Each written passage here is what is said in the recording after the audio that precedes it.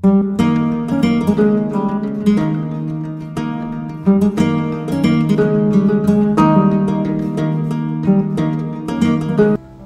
Afternoon বন্ধুরা, welcome back to my channel. সবাই কেমন আছো বন্ধুরা? আশা করি সবাই খুব ভালো আছো। প্রচণ্ড গরম পড়ছে, সকাল থেকে ভেবেছিলাম ব্লগটা স্টার্ট করব, কিন্তু সেটা আর করা হলো না। একটা কথা তোমাদেরকে বলি, আজকে একটা স্পেশাল ডে। তোমরা হয়তো থাম্বনেল আর টাইটেল দেখে বুঝতে পেরেছো, আজকে আমাদের অ্যানিভার্সারি। আর আজকে আমাদের 8 বছর পূর্ণ হলো বিবাহিত জীবনের। যাই হোক, আজকে সামান্য কিছু রান্নাবান্না করেছি, সেটা তোমাদেরকে দেখাবো।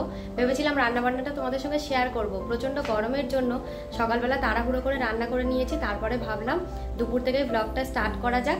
আর আজকে একটু বেরোনোরও প্ল্যান আছে, কোথায় যাব, সারাটা দিন কিভাবে কাটাবো তোমাদের সঙ্গে সবটাই শেয়ার করবো। লাঞ্চ করে নিতে হবে, প্রচন্ড খিদে পেয়ে গেছে আমাদের দুজনেরই। তাহলে চলো একেবারে লাঞ্চ টেবিলে দেখা হবে। যখনই কোনো বিশেষ দিন থাকে প্রতিবারই চেষ্টা করি নতুন কিছু রান্না করার। আজকেও ঠিক তেমনটাই করেছি। প্রথমেই তোমাদেরকে দেখাচ্ছি চিংড়ি কোফতার মালাইকারি। সানায়ের পাপা চিংড়ি মাছ খুব একটা পছন্দ করে না, আমি আবার ঠিক উল্টোটা। চিংড়ি মাছ আমার খুবই প্রিয়। চিংড়ি মাছের খুব গোনাগুন্তি পদ আছে যেগুলো সানায়ের পাপা একটু হলেও খায়, তাই আজকে অন্যরকমভাবে রান্না করলাম। আর এদিকে বানিয়েছি মরিচ মুরগির ঝাল। আমার যেমন চিংড়ি মাছ খুব পছন্দের, মুরগির মাংস আবার সানায়ের পাপার খুবই পছন্দের, তাই দুজনের পছন্দের দুরকম পদই বানিয়েছি। তার সঙ্গে বানিয়েছি কাঁচা আমের চাটনি। এই প্রচণ্ড গরমে খাওয়া দাওয়া শেষ পাতে যদি একটু চাটনি হয় তাহলে খাওয়া দাওয়াটা বেশ জমে যায়। আজকের এই বিশেষ দিনে সামান্য এই আয়োজন, কিন্তু আসল জিনিসটা তোমাদেরকে এখনো দেখানো হয়নি। রান্নাঘরে ছিল কিনা, আজকে বানিয়েছি পোলাও। এবছর আমাদের বিবাহবার্ষিকীর দিনটা এমন একটা দিনে পড়েছিল, প্রথম যখন ক্যালেন্ডারে দিনটা দেখেছিলাম এত আনন্দ পেয়েছিলাম কি আর বলবো। আসলে সানায়ের পাপার সপ্তাহে যে একটা দিন করে ছুটি থাকে সেটা হলো শনিবার। সানায়ের পাপা শিফটিং ডিউটি, কখনো নাইট, কখনো মর্নিং, আবার কখনো আফটারনুন। তার জন্য দুজনের একসঙ্গে খাওয়া দাওয়া করা সবসময় সম্ভব হয় না। আজকে যেহেতু ছুটির দিন, অফিস যাওয়ার কোনো তাড়া নেই, দুজন মিলে একসঙ্গে বসে দুপুরের খাওয়া দাওয়া করব। যাই হোক, সানায়ের পাপাকে চিংড়ি কোফতার মালাইকারিটা দিয়ে দিলাম, দেখা যাক খেয়ে কি বলে। চিংড়ি মাছ তো খুব একটা পছন্দ করে না। নতুন কিছু রান্না করলে প্রতিবারই অপেক্ষা করি, না জানি কি বলবে। খেতে নাকি খুব ভালো হয়েছে, শুনেও বেশ ভালো লাগলো। চিকেনটা একটু ওর পাতে তুলে দিই, তারপরে আমিও বসবো খেতে। 8 বছরের বিবাহবার্ষিকী, ভাবা যায় কতগুলো বছর দেখতে দেখতে কেটে গেল। আমরা কিন্তু দুজন দুজনকে চিনি 12 বছর ধরে। ও উত্তর হলে আমি দক্ষিণ। ও যেটা পছন্দ করে আমি একদমই পছন্দ করি না, আবার আমি যেটা পছন্দ করি সেটাও একেবারেই পছন্দ করে না। 24 ঘন্টার মধ্যে কতবার যে বিশ্বযুদ্ধ হয় তার কোনো ঠিক নেই, কিন্তু সেটা হয় ক্ষণিকের। জানি এখনো পথ চলা অনেকটা বাকি, তাই ভালো লাগাগুলোকে দুজন মিলে একটু ভাগযোগ করে নিই আর কি। আমিও এবার খেতে বসলাম। একবার ভাবছিলাম চিংড়ি মাছ তো একেবারেই খেতে পছন্দ করে না, হয়তো আজকে বিশেষ দিন, তাই হয়তো আমার মন রাখার জন্য বলছে। রান্নাটা খেতে খুব ভালো হয়েছে। আমার আবার এই গরমের মধ্যে প্রচন্ড ঠান্ডা লেগেছে, সেটাই ওকে বলছিলাম। কোনো জিনিস খেতে খুব একটা ভালো লাগছে না।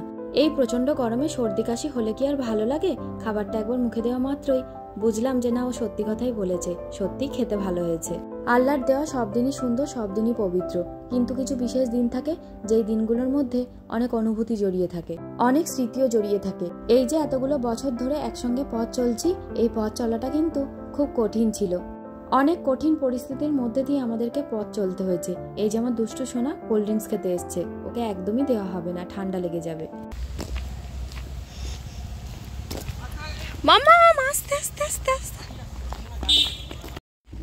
গুড ইভিনিং বন্ধুরা, এখন ওই বিকেল 5টা মতো বাজে।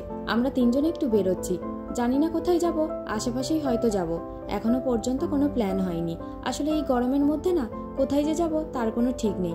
তিনজন মিলে বেরিয়ে পড়লাম, দেখা যাক কোথায় যাই। এখানে ঘোরার জায়গা বলতে হাতে গোনা কয়েকটা মাত্রই জায়গা আছে, যে জায়গাগুলোতে প্রায় সময় গিয়ে থাকি। আজকে একেবারে সেই সব জায়গায় যাওয়ার ইচ্ছা ছিল না, তার জন্যই আর কি দুজন মিলে ঠিক করে উঠতে পারছিলাম না কোথায় যাওয়া যায়। ঘোরার জায়গাগুলো এখান থেকে বেশ অনেকটা দূরে, তাই বললাম চলো আমরা বেরিয়ে পড়ি। গাড়ি কোথায় গিয়ে আজকে থামে সেটাই দেখার বিষয়। দুজন মিলে এরকম ভাবেই একদিন পথ চলা শুরু করেছিলাম। সেই পথ চলতে চলতে আজকে অনেকগুলো বছর কেটে গেল। আমাদের দুজনের জীবনটা ছিল একরকম, আর সানায় হওয়ার পরে জীবনটা হয়েছে আর এক রকম। দুটোর মধ্যেই কিন্তু একটা অন্যরকম ভালো লাগা, ভালোবাসা সবকিছু মিলেমিশে আছে।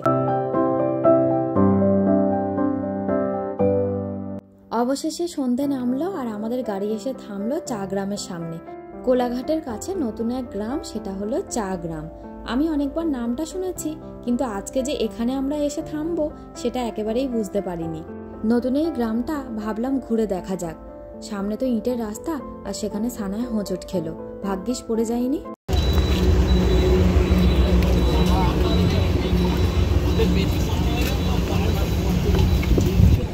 কোথায় বসবো? এখানে কিন্তু সত্যি একটা গ্রাম্য ব্যাপার আছে। চারিদিকে টিমটিমে আলো, এদিকে তাকাতেই কাঠের গুঁড়িগুলোর ওপরে চোখ গেল। বসার জায়গাটা কিন্তু বেশ দারুণ করেছে। সামনের ওই খড়ের ছাউনি দেওয়া জায়গাটা আমার বেশ পছন্দ হয়েছে, কিন্তু ওখানে আবার কয়েকজন বসেও আছেন।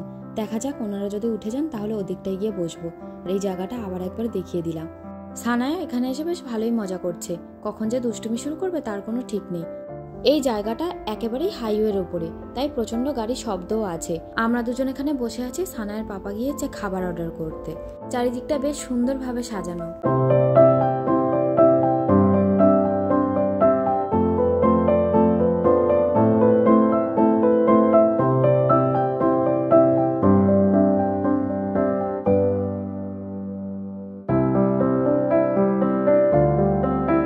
চা গ্রামে সন্ধ্যাবেলা কিন্তু বেশ ঠান্ডা হাওয়া দিচ্ছে।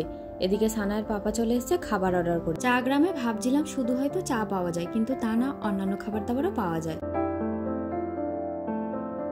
খড়ের ছাউনি দেওয়া বসার জায়গাটা ফাঁকা হওয়া মাত্রই চলে এসেছি এই জায়গাটায় বসতে। এই জায়গাটা বেশ পছন্দ হয়েছিল।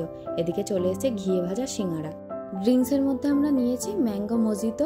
আসলে এত গরমের মধ্যে না চাটা খাবো না, দুপুরে অনেকটা রিচ খাওয়া দাওয়া হয়েছে। সানায়া প্রচন্ড দুষ্টুমি শুরু করেছে, তার জন্য ফোনের মধ্যে ওর নিজের ভিডিও খুঁজছিলাম। আসলে ওর নিজের ভিডিও চালিয়ে দিলে না, নিজের ভিডিও থেকে নিজেই খুশি হয়ে যায়, কিছুক্ষণ হলেও শান্ত হয়ে বসে। ড্রিঙ্কসটার খুব একটা পছন্দ হয়নি। আসলে ড্রিঙ্কসটা সত্যি মোটামুটি খেতে। এখন চলে এসছে ফ্রেঞ্চ ফ্রাইজ। এখানে তো সমস্ত খাবার দাবার পাওয়া যায়, তার মধ্যে চিকেনের আইটেম বেশি। আর আমি যেহেতু চিকেন খাবো না, তার জন্য এইসব টুকিটাকি খাবার দাবার অর্ডার করা হয়েছে। সানায়াকে ওর নিজের কিছু ভিডিও চালিয়ে দেওয়া হয়েছে, সেগুলো নিয়েই দেখতে ব্যস্ত।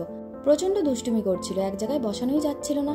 একদম ছোট থেকে সানায়ের নানা রকম মুহূর্তের ভিডিওগুলো আমি করে রেখেছি। ওর পাপাও মাঝে মাঝে করে, যখন একদম ওকে কোথাও গিয়ে সামলানো যায় না, তখন ওর নিজের ভিডিওই চালিয়ে দিয়ে আমরা ওর নিজের মতো বেশ ব্যস্ত থাকে। ছোট্ট এই গ্রামে সুন্দর একটা সেলফি কর্নারও আছে। এখানে সানায়ের পাপা জলের বোতল নিতে এসেছিল, আর পাশেই দেখলাম চা বানানো হচ্ছে। চা গ্রামে এসে না এখানকার চা টেস্ট করা হলো না। এত গরম পড়েছে, চায়ের দিকে আর মনটা টানলো না, তাই আজকে আর চা খেলাম না। অন্য কোনো দিন এখানকার চা খেয়ে দেখা যাবে যে এখানকার চা খেতে কেমন। চার দেওয়ালে ঘেরা এসি থাকা রেস্টুরেন্টগুলোর অ্যাম্বিয়েন্স একরকম, আর এরকম গ্রাম গ্রাম একটা ব্যাপার, খোলামেলা একটা জায়গা, এরকম একটা জায়গার অ্যাম্বিয়েন্সটা একেবারে অন্যরকম। বেশ ভালো লাগলো, কিন্তু এবার বেরিয়ে পড়া যাক। চা গ্রাম থেকে ফেরার পথে হঠাৎ সানায়ের পাপাকে বললাম, চলো একবার মেলা থেকে ঘুরে যাই। আসলে চৈত্র সেলের একটা মেলা বসেছিল আমাদের কোয়ার্টার এরিয়ার মধ্যে। এই মেলাটা প্রতি বছরই বসে। টানা 1 মাস ধরে এই মেলা হয়। অনেকটা রাত হয়ে গেছে তো, তাই পুরো মেলা এখন ফাঁকা। প্রচুর দোকানপাট বসেছে। আমি আগেও বেশ কয়েকবার এই মেলাতে এসেছি, কিন্তু তখন না তোমাদের সঙ্গে শেয়ার করা হয়নি। প্রত্যেক মেলাতে তো এরকম একটা দোকান বসে, যেখানে নানা রকমের পাঁপড়, নানা রকমের চাটনি, বিভিন্ন রকমের ক্যান্ডি থাকে। সানায়া বায়না করছিল ক্যান্ডি নেবে, তাই ওকে একটা ক্যান্ডি কিনে দেওয়া হলো। আচারগুলো দেখে না জিভে জল চলে আসছে। মেলাতে একটা স্টিলের থালা বাসনের দোকান বসেছে, সেখান থেকেই আমার দরকারি একটা জিনিস কিনে নিলাম। রান্নাঘরে যতই আমার নিজের প্রয়োজনীয় সমস্ত জিনিসপত্র থাকুক না কেন, এরকম একটা দোকান দেখলে কোনো একটা জিনিস তো পছন্দ হবেই, আর তখনই মনে হয় জিনিসটা কিনে ফেলি। আমারও ঠিক তেমন অবস্থা। চৈত্র সেল উপলক্ষে যেহেতু মেলা বসে, অন্যান্য দোকানপাটের সঙ্গে সঙ্গে জামা কাপড়ের দোকানও বসে প্রচুর। আর চৈত্র সেলে যেরকম জামা কাপড় অনেকটা সস্তায় পাওয়া যায়, এখানে কিন্তু জামা কাপড় অনেকটা সস্তায় পাওয়া যায়। সানায়া ফাঁকা মেলা দেখে কারোরই হাত ধরবে না, নিজের মতো একা একা হেঁটে যাবে। পুরো মেলা প্রায় ফাঁকা, কয়েকটা মাত্র লোক আছে। সানায়াকে একটু বকুনি দেওয়াতে আমার হাত ধরে এখন যাচ্ছে। আসলে এত দৌড়াদৌড়ি করছে না, যদি হোঁচট খেয়ে পড়ে তখন তো কান্নাকাটি করে কি যে করবে তার কোনো ঠিক নেই। এদিকেও বেশ অনেকগুলো দোকান বসেছে।